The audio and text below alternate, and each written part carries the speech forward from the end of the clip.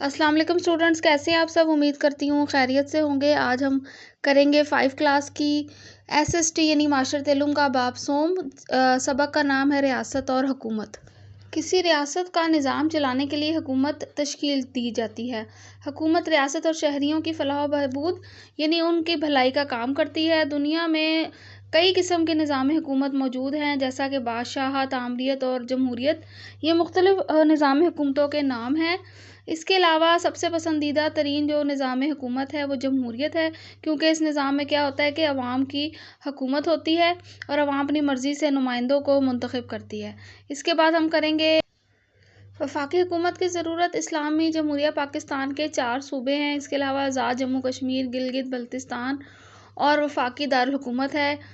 इन सब को मिलाकर ये एक वफाक बनता है। वफाकी हुकूमत मरकज़ी हुकूमत होती है जो पूरे मुल्क का निज़ाम और उसका इंतज़ाम चलाती है। पाकिस्तान के तमाम सूबों में हुकूमत साजी के लिए वफाकी हुकूमत सबसे बुनियादी किरदार अदा करती है। ये क्या क्या काम करती है? ये मुल्की मईशत, दिफा यानी उसकी हिफाजत, खारजा यानी दीगर ममालिक से ताल्लुकात और दीगर इंतज़ामी अमूर सर अंजाम देती है। वफाकी हुकूमत का मकसद आलमी सतह पर मुल्क की नुमाइंदगी करना और दूसरे ममालिक से अपने ताल्लुकात को बेहतर बनाने के लिए खारजा पॉलिसी बनाना भी होता है। अब हम वफाकी, सूबाई और मुकामी सतह पर यानी लोकल सतह पर जो हुकूमत साजी होती है उसका आपस में मुवाजना करेंगे, कंपैरिजन करेंगे। हुकूमत के बहुत से दर्जे हैं, जैसा कि वफाकी हुकूमत, सूबाई हुकूमत और मुकामी हुकूमत। आइए इनकी हुकूमत साजी के बारे में जानते हैं। नंबर 1 है वफाकी हुकूमत। पाकिस्तान में वफाकी निज़ाम में हुकूमत राइज है। पाकिस्तान के अवाम कौमी असम्बली, सूबाई असम्बली और मुकामी इदारों के नुमाइंदों का इंतखाब करते हैं। यानी जब इलेक्शन होते हैं तो अवाम अपने वोटों के ज़रिए अपने पसंद के नुमाइंदों को वोट देकर असम्बलियों तक पहुंचाते हैं। कौमी असम्बली के अरकान पाकिस्तान के वज़ीर आज़म का इंतखाब करते हैं।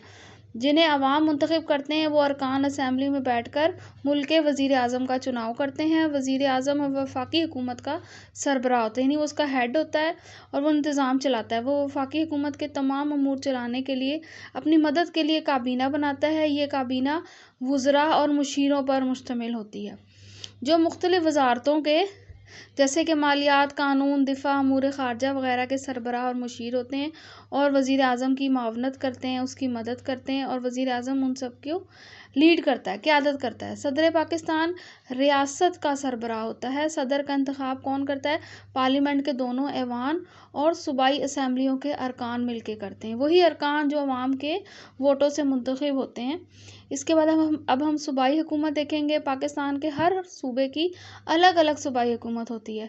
सूबाई असम्बली अपने सूबे के वज़ीर आला का इंतखाब करती है। वज़ीर आला यानी उस सूबे को लीड करता है। वज़ीर आला सूबे की इंतज़ामिया का सरबराह होता है। वज़ीर आला सूबाई काबीना तश्कील देता है। जैसे वज़ीर आज़म काबीना बनाता है, ऐसे वज़ीर आला भी अपनी सूबाई काबीना बनाता है। सूबाई हुकूमत अपने सूबे के मामलात की निगरानी करती है और शहरियों को तालीम, सेहत, जानो माल के तहफ़्फ़ुज़ जैसी बुनियादी हकूक़ फ़राहम करने की पूरी कोशिश करती है। ये तमाम अरकान सूबाई असम्बली के मेंबर होते हैं और वोटों के ज़रिए अवाम इनका इंतखाब कर चुकी होती है। इसके बाद क्या है कि सूबाई हुकूमत को तालीम, सेहत, सनअत, ज़राअत, सूबाई महसूलात यानी जो टैक्स वगैरह वसूल होते हैं और ज़राए आमदरफ़्त और दीगर बहुत से कामों पर इख्तियारात हासिल होते हैं। सूबाई हुकूमत बेहतर तौर पर अपने सूबे का निज़ाम चलाने के लिए, लोगों को सहूलियात फ़राहम करने के लिए मुकामी हुकूमती इदारे भी कायम करती है। इसके अलावा गिलगित बल्तिस्तान कानून साज असम्बली की 33 नशिस्तें हैं, जिनमें से 24 पर बराह रास्त इंतखाबात मुनक्किद होते हैं। गिलगित बल्तिस्तान भी पाकिस्तान का हिस्सा है। इंतखाबात वहाँ पर होते हैं, जबकि 8 नशिस्तें ख़वातीन और 3 नशिस्तें टेक्नोक्रेट्स के लिए मुख्तस होती हैं, उनकी अपनी असम्बली है।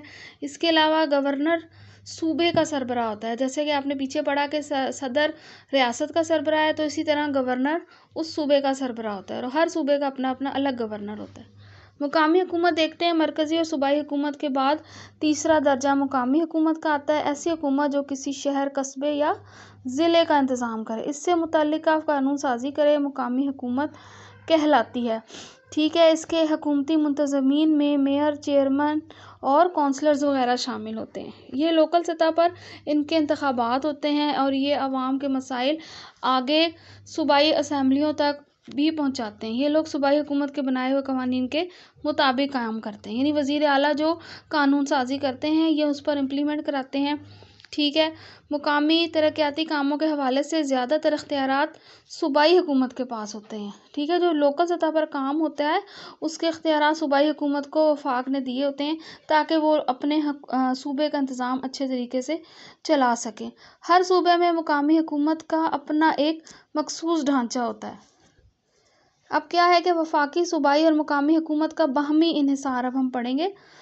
کس طرح کے وفاقی اور صوبائی حکومتیں عام انتخابات کے بعد تشکیل پاتی ہیں، جو 5 سال بعد الیکشن ہوتے ہیں اس کے بعد وہ بنتی ہیں، ٹھیک ہے۔ پاکستان کے آئین کے مطابق وفاقی اور صوبائی حکومتوں میں اختیارات تقسیم کر دیے گئے ہیں، یعنی ان میں ڈیوائیڈ ہوئے ہوئے تمام وفاقی ترقیاتی پروگرام پارلیمنٹ کے بنائے ہوئے قوانین کے تحت تیار کیے جاتے ہیں۔ پارلیمنٹ وہ جگہ جہاں پر وہ تمام وزراء بیٹھتے ہیں۔ وفاقی اور صوبائی حکومتیں ایک دوسرے کے ساتھ مل کر کام کرتی ہیں، یعنی کہ ان کے آپس میں کوارڈینیشن ہوتی ہے، اور وفاقی حکومت صوبائی حکومتوں کے درمیان، وفاقی حکومت جو ہے وہ تمام صوبوں کی جو حکومتیں ہیں، کیونکہ ہر صوبے کی اپنی اپنی حکومت، اپنا اپنا وزیر اعلیٰ اور گورنر ہوتا ہے، تو وفاقی حکومت ایک پل کا کردار ادا کرتی ہے۔ وفاقی حکومت قومی اور بین الاقوامی معاملات کی نگرانی کرتی ہے، ٹھیک ہے۔ صوبائی حکومتیں اپنے صوبے کی فلاح و بہبود یعنی ترقی کے لیے، وہاں کے عوام کی بہتری کے لیے کام کرتی ہے، جبکہ مقامی حکومت ضلعی سطح پر نظم و نسق چلاتی ہے یا سنبھالتی ہے۔ بعض معاملات میں صوبائی حکومتیں خود مختار بھی ہیں، جیسا کہ لیکن بعض معاملات میں دونوں حکومتیں مل کر طے کرتی ہیں، جیسا کہ ملکی اور صوبائی ترقیاتی کاموں کے لیے وسائل کی تقسیم وغیرہ کے معاملات۔ جی اسٹوڈنٹس، آگے ہم وفاقی، صوبائی اور مقامی جو حکومتیں ہیں ان کے اختیارات کے بارے میں علیحدہ علیحدہ پڑھیں گے تاکہ آپ کو اچھی طرح سمجھ آ جائے کہ ان کے اختیارات کیا کیا ہوتے ہیں۔ وفاقی حکومت، صوبائی حکومت اور مقامی حکومت۔ سب سے پہلے کریں گے وفاقی حکومت، جو سب سے وفاق میں بیٹھتی ہے اور ایک پل کا کردار ادا کرتی ہے۔ ملکی دفاع یعنی مسلح افواج جو ہیں ہماری، بری، بحری اور فضائی افواج، ان کے امور کی نگرانی کرتی ہے۔ ملکی معیشت کو سنبھالتی ہے، ٹھیک ہے۔ اور خارجہ پالیسی یعنی بیرونی ممالک سے جو ہمارے معاملات ہیں ان کی نگرانی کرتی ہے۔ اس کے بعد ہم صوبائی حکومت کی طرف آتے ہیں۔ صوبے کا نظم و نسق یعنی قانون بنانا، امن و امان کا قیام، یہ تمام کام صوبائی حکومتیں کرتی ہیں۔ صوبائی محصولات کی نگرانی، جو ٹیکس وصول ہوتے ہیں ان کا خیال کرتی ہے، اور صوبوں کی داخلی جو پالیسی ہے ان کے معاملات کی نگرانی کرتی ہے۔ مقامی حکومت یعنی لوکل گورنمنٹ کیا کرتی ہے کہ سڑکوں اور راستوں سے تجاوزات ہوتے ہیں ان کو ہٹاتی ہے، مویشی منڈیاں اور عوامی میلے منعقد کرتی ہے، پینے کے پانی کا بندوبست کرتی ہے، نکاسی آب کا، سیوریج کا یعنی جو انتظام ہے وہ دیکھتی ہے، بیواؤں، یتیموں، معذوروں اور قدرتی آفات کی صورت میں ان کی مدد کرتی ہے عوام کی۔ اس کے بعد ہم آتے ہیں آئین کی اہمیت۔ آئین جو ہے اس کے اہمیت سے ہم انکار نہیں کر سکتے۔ ہم ایک اسلامی جمہوری ملک میں رہتے ہیں اور اس کا آئین اسلامی اصولوں کے مطابق مرتب کیا گیا۔ پاکستان میں جو آئین ہے وہ 1973 کا آئین نافذ ہے۔ اس کے مطابق پاکستان کا نام اسلامی جمہوریہ پاکستان ہے۔ ہمارا سرکاری مذہب اسلام ہے، وہ اس لیے کہ یہاں اکثریت ہے مسلمانوں کی، مگر یہاں دیگر مذاہب کے ماننے والے بھی بستے ہیں جنہیں آئین کے مطابق اپنے بنیادی حقوق حاصل ہیں۔ اردو ہماری قومی زبان ہے اور پاکستان کا آئین ملک کا نظم و نسق چلانے کے لیے رہنمائی فراہم کرتا ہے۔ یہ آئین حکومت اور حکومتی ادارے، وہ بنیادی ادارے کون سے ہیں؟ مقننہ، انتظامیہ اور عدلیہ، ان کے لیے قوانین مہیا کرتا ہے اور ان اداروں کے اختیارات کا تعین بھی کرتا ہے، یعنی یہ سب چیزیں آئین میں موجود ہیں۔ آئین بنیادی انسانی حقوق کی فراہمی اور ان کے تحفظ کو یقینی بناتا ہے، یعنی یہ تمام چیزیں آئین کے اندر موجود ہیں اور حکومت کا کام ہوتا ہے ان پر عمل کرانا، ٹھیک ہے، اور یہ شہریوں کو ان کی ذمہ داریوں سے بھی آگاہ کرتا ہے۔ کون؟ آئین۔ اس کے بعد ہم پڑھیں گے کہ پاکستان میں اب تک 3 مختلف آئین نافذ ہو چکے ہیں، 1956، 1962 اور 1970 کا۔ آئین یا دستور بنیادی قوانین اور اصولوں کا ایسا مجموعہ ہوتا ہے جس کے مطابق کسی ریاست یا ملک کا نظم و نسق چلاتا ہے۔ اگر آئین کی آپ سے کوئی ڈیفینیشن پوچھے تو وہ یہ ڈیفینیشن ہے۔ اس کے بعد آتے ہیں ہم 1973 کے آئین کے مطابق شہریوں کو جو حقوق اور ذمہ داریاں حاصل ہیں وہ کون پہلے ہم شہریوں کے حقوق پڑھیں گے جو 1993